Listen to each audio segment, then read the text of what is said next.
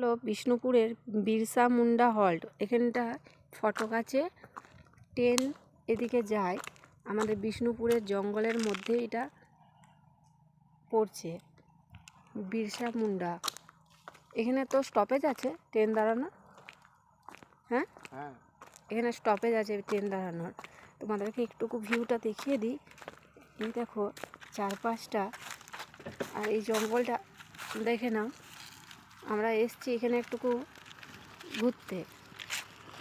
আর এটা চাবি আছে ছোট্ট পাড়া একটুকু। এইখানে কলাপসিয়াল গেট করা আছে, এখানে একটা গেট করা আছে, বসার মতন জায়গা আছে। এটা বিশ্রামাগার, এটা বিশ্রামাগার। আর এখানে আচ্ছা, এখানে টিকিট কাটা হতো নাকি?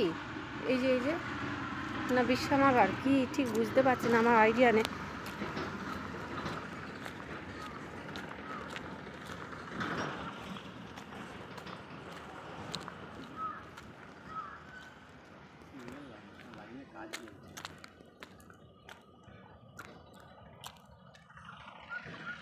এদিক থেকে ওখানে অনেক লোক, ওইখানে ট্রেনের লাইনের কাজ চলছে। ওই ধারে অনেকগুলো লোক আছে, ট্রেনের কাজ হচ্ছে। এখানেও এই যে কাজ চলছে।